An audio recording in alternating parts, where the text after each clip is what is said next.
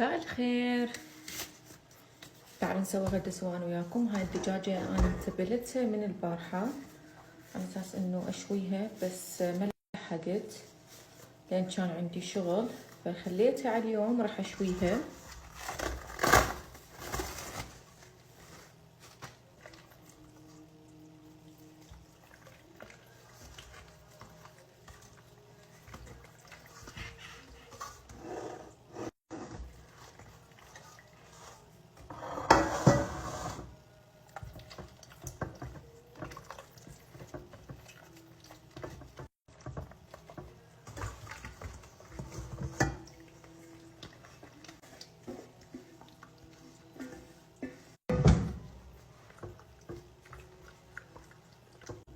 التوابل اللي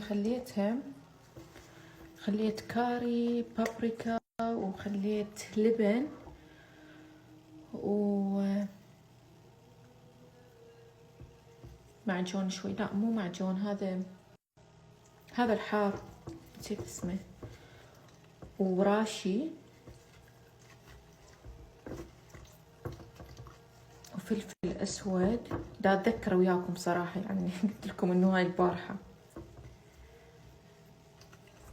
حاول اتذكرها واكتبها لكم.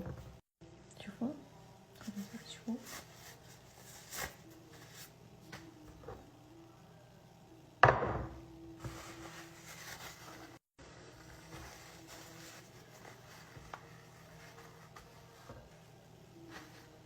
نغلفها بالسيليفون. اول شي ورق زبدة، بعدين سيليفون، ونخليها بالفرن نشغل بس النار تجول. اوكي، وبعدها يعني ورا ساعة تقريبا نشيل السيليفون والورق الزبدة، ونشغل العين الفوق حتى تتحمص، وبس. هسه غلفتها كل زين بالورق الزبدة والسيليفون. هسه راح اكتب لكم جوا المكونات. وتذكرت شنو هذا الحار، دبس فليفلة اوكي، بدل المعجون خليت شوية حتى ينطي نكهة هيجي شوية يعني حار. وهسه راح اكتب لكم بقية المواد. وراح اسوي دجاج برياني، بس برياني بدون بوتيتا، او بس مجرد شعرية وبازاليا يمكن، وهالشغلات الثانية الحشوة، بس بدون بوتيتا.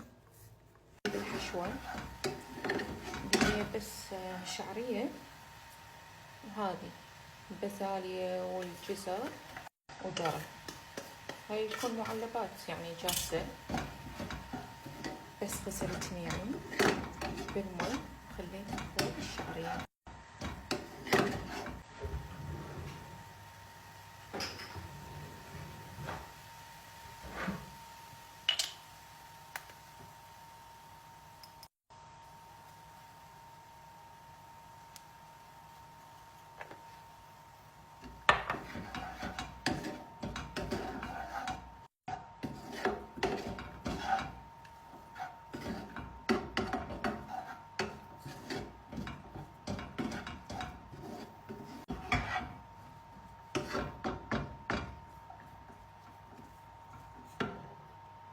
وهنا سويت السمن.